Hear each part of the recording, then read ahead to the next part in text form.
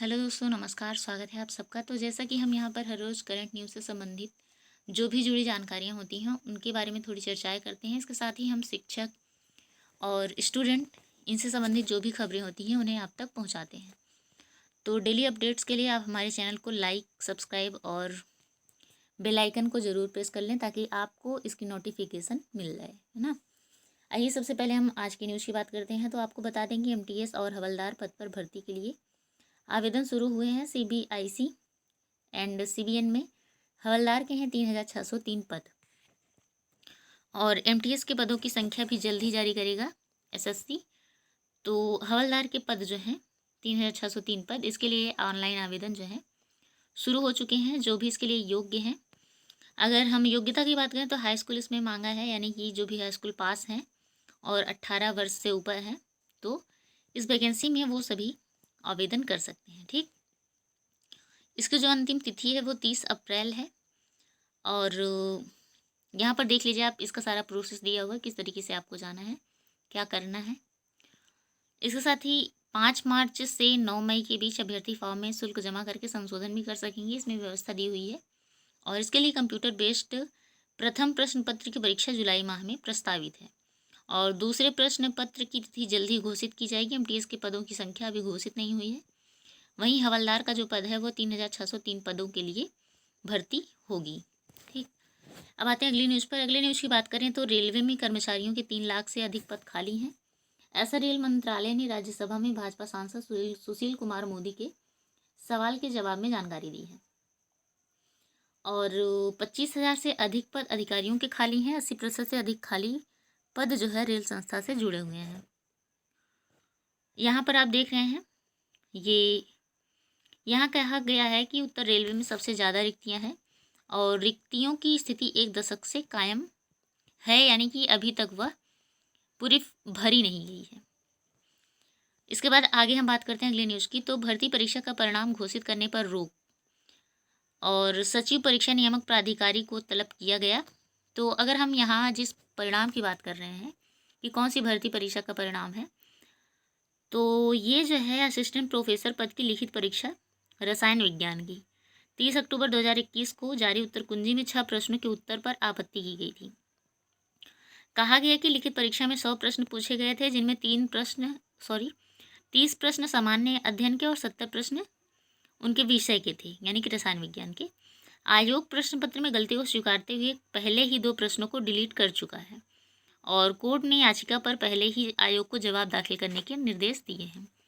तो ये इसकी बात हुई। इसके बाद सचिव परीक्षा नियामक प्राधिकारी को तलब किया गया। तो 68,500 जो वैकेंसी थी उसमें एक प्रश्न का अंक अभ्यर्थियों को नहीं देने पर हाईकोर्ट हुआ सख्त। इलाहाबाद हाईकोर्ट ने 68,500 सहायक अध्यापक भर्ती परीक्षा में आए एक प्रश्न का अंक अभ्यर्थियों को नहीं देने पर जो सचिव परीक्षा नियामक प्राधिकारी हैं अनिल भूषण चतुर्वेदी को उन्हें तलब कर लिया है। कोर्ट ने उनसे जानना चाहा है कि न्यायालय के आदेश का पालन क्यों नहीं किया गया। तो ये है 68,500 वैकेंसी के बारे में बात। इसमें जो हाईकोर्ट था उसने कहा था कि जो एक प्रश्न है उसका उत्तर जो गलत बताया गया था उस एक अंक को अभ्यर्थियों को दे दिया जाए और उसके बाद उनकी जो है कार्रवाई पूरी की जाए। और ऐसा सचिव परीक्षा नियामक ने नहीं किया, जिससे हाईकोर्ट ने उनसे सवाल जवाब किया है। ठीक, अब देखिए अगली बात है कि गरीबों को सितंबर तक मुफ्त अनाज। और ये जो अनाज योजना है, केंद्र ने इस योजना को 6 महीने के लिए बढ़ाई है। इन्होंने कहा है कि 80 करोड़ लोगों को इससे लाभ मिलेगा। जबकि अगर हमारे यूपी सरकार की बात करें तो योगी कैबिनेट का भी यही फैसला रहा कि 3 महीने के लिए इन्होंने अपनी योजना को बढ़ाया है। और यहाँ जो आपके भारत के PM हैं उन्होंने अपनी बात को रखते हुए कहा है कि फैसले से बढ़ेगी नागरिकों की शक्ति। भारत का सामर्थ्य देश के एक एक नागरिक की शक्ति से समाहित है। इस शक्ति को और मजबूत देने के लिए मुफ्त अन्न योजना को 6 महीने तक बढ़ाया गया है।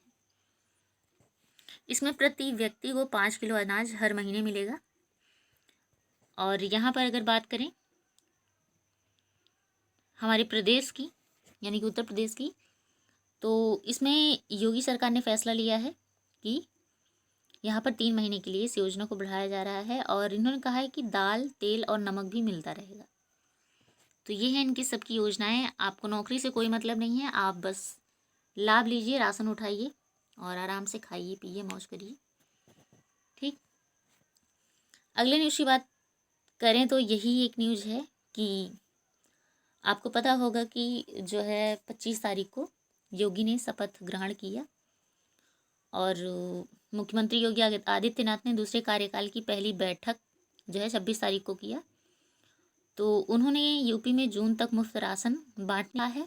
और अगर मुख्य फैसलों की बात करें तो उन्होंने कहा है कि 15 करोड़ गरीबों को होगा इस फैसले से लाभ। 80,000 ई पॉस मशीनें हैं राशन दुकानों पर। और आपको पता ही होगा कि अभी पीछे बताया गया कि केंद्र सरकार ने भी यह योजना 6 महीने के लिए बढ़ा दी है। इसके साथ ही यहाँ पर देखिए सीएम ने निर्देश दिए हैं कि सभी विभाग जो हैं उनमें खाली पदों पर होगी भर्ती। 1 लाख से अधिक हो सकते हैं खाली पद। रोजगार के मुद्दों को प्राथमिकता देनी होगी।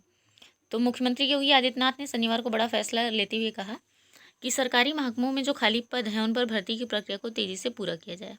इसके लिए मुख्यमंत्री ने आला अफसरों को खास निर्देश दिए हैं। भर्ती के लिए विभागों में नए सिरे से खाली पदों का सर्वे होगा। संभावना है कि पदों की संख्या 1 लाख से ऊपर हो सकती है। ठीक, और अधिकारी जो हैं उन्हें कहा गया है कि वो एक भर्ती अभियान चलाएं और अपनी सरकार के एजेंडे के बारे में निर्देश दे रहे थे। उन्होंने कहा कि सभी विभाग का अध्यक्ष जो हैं वो रोजगार के मुद्दे को प्राथमिकता से लेते हुए कार्रवाई करें। विभागों में भर्ती अभियान चलाया जाए और अधिकारी अपनी विभागों में भर्ती की प्रक्रिया को गति दें। विभागों में कितने पद खाली हैं इसकी सूची तैयार की जाए और भर्ती प्रक्रिया समयबद्ध ढंग से आगे बढ़ाई जाए। ठीक, तो अगर हम इसकी बात करें तो ये तो एक अच्छी बात है कि योगी सरकार ने ऐसा कहा है। लेकिन अगर यह कार्य जिस तरीके से कहा गया है उसी तेज़ी के साथ अगर यह कार्य हो और जो आज के समय में बहुत से अभ्यर्थी आस लगाए हैं, उम्मीद लेकर बैठे हैं, अपनी हर दिन की आशा और निराशा को इस सरकार के भरोसे छोड़े हैं। बस एक उम्मीद यही है जो कह रही है कि नहीं सरकार कुछ तो करेगी, सरकार कुछ तो करेगी।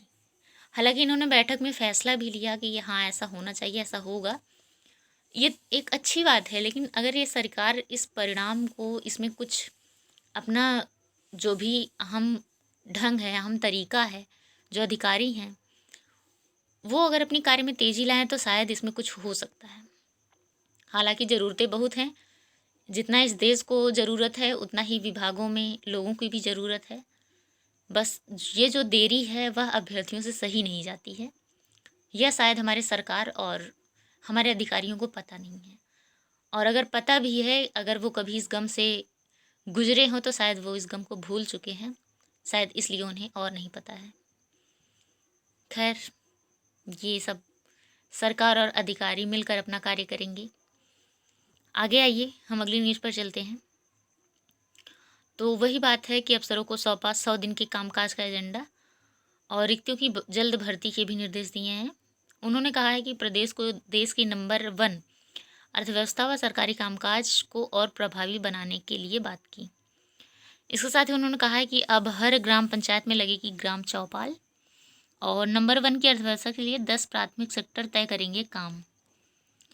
और यहाँ पर दिया है कि संकल्प पत्र के वादों को पूरा करने को प्रतिबद्ध है सरकार। इन्होंने ऐसी बात कही है। और यहाँ देख रहे हैं आप, महिलाओं व बेटियों की सुरक्षा पर फोकस रहे बरकरार। तो ये सारी ऐसी बातें इन्होंने कही हैं। यह कितना साफ झलकेगा और कितना इसमें सुधार होगा ये आपको हर दिन देखने को ज़रूर मिलेगा। अब अगली बात करें तो यहाँ पर आप देख रहे हैं कि दिल्ली में रोज़गार बजट पेश हुआ। और दिल्ली की बात करें तो अरविंद केजरीवाल वहाँ के मुख्यमंत्री हैं। तो यहाँ पर जो बात हुई है, उन्होंने कहा है कि 5 साल में 20 लाख उन्होंने नौकरियाँ दी हैं और 8 से अधिक क्षेत्रों में अवसर सृजित होंगे। शिक्षा स्वास्थ्य पर भी इनका जोर रहेगा। इन्होंने अपना बजट पेश किया और इन्होंने कहा कि स्वास्थ्य, शिक्षा, रोजगार, कारोबार, पर्यटन, पर्यावरण, इन सब पर इन्होंने फोकस किया है। इसके साथ ही उन्होंने अन्य बजट भी पेश किए हैं, जैसे बिजली पानी मुफ्त, कर माफ़ी योजना, योग शिविर लगेंगे, हेल्थ कार्ड के साथ हेल्पलाइन नंबर जारी होगा, स्कूल डिजिटल होंगे, डोर स्टेप डिलीवरी होगी और कॉलोनियों में सारी व्यवस्थाएं और सुविधाएं मिलेंगी। तो यह दिल्ली सरकार है और इनका काम एक अच्छे तरीके से, अच्छे नज़रिए से चल रहा है। इन्हीं लोगों की तरह या फिर ऐसे ही सरकार का जो कार्य है आगे बढ़ता रहे, जिससे लोगों के जीवन का जो संघर्ष है वो कुछ ना कुछ कम हो। अब अगली बात करते हैं तो स्नातक प्रथम सेमेस्टर की परीक्षा है। यह परीक्षा जो है 197 केंद्रों पर होनी है। आपत्तियों के निस्तारण के बाद लखनऊ विश्वविद्यालय ने जारी की है केंद्रों की सूची। इसमें 5 से यूजी पीजी के ऑनलाइन आवेदन भी होंगे और ये लखनऊ यूनिवर्सिटी है, तो इसमें प्रथम सेमेस्टर की जो परीक्षाएं हैं वो शुरू हुई हैं। इसके साथ ही उत्तर प्रदेश समेत कई राज्यों में खुलेंगे 21 सैनिक स्कूल। सबसे 50% बच्चों को मदद, निजी भागीदारी से इन राज्यों में खुलेंगे स्कूल। 100 स्कूल खोलने की योजना है, जिनमें से 33 स्कूल देश में अभी चल रहे हैं।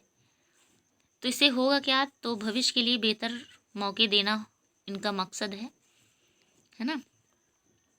अब देखिए यहाँ पर एक और न्यूज़ है जो आप सबके लिए महत्वपूर्ण है, क्योंकि ये जॉब से ही संबंधित है। तो आप देख रहे हैं यहाँ पर ESIC में अफसर यानी कि सोशल सिक्योरिटी ऑफिसर इत्यादि पद हैं, जहाँ पर यहाँ पे 93 यानी 93 पद हैं। इसमें आयु सीमा जो है वो 12 अप्रैल 2022 के अनुसार 21 से 27 वर्ष के बीच होनी चाहिए। पात्रता क्या है, तो अभ्यर्थी किसी मान्यता प्राप्त विश्वविद्यालय से कॉमर्स, लॉ, मैनेजमेंट में स्नातक की डिग्री रखते हों। इसके अलावा उनके पास कंप्यूटर का भी पूर्ण ज्ञान हो। इसमें जो चयन का तरीका है वो लिखित परीक्षा होगी ऑनलाइन, और यह परीक्षा 3 चरणों पर होगी, जिनमें फर्स्ट, सेकेंड, थर्ड चरण होंगे। तो इस तरीके से यहाँ पर इसका प्रोसेस है और 12 अप्रैल 2022 तक इससे ऑनलाइन माध्यम से आवेदन कर सकते हैं। इसका आवेदन शुल्क जो है 500 रुपये है। साइट की बात करें तो आप यहाँ पर देख रहे हैं www.esic.nic.in, इसकी जो है वेबसाइट है। अगला है झारखंड हाई कोर्ट, जिसमें 22 पद हैं। जिला न्यायाधीशों के पदों पर रिक्तियाँ हैं।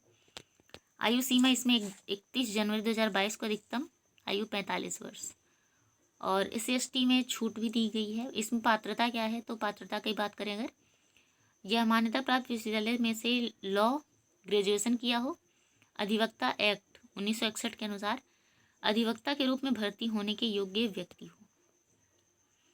इसकी चयन प्रक्रिया जो है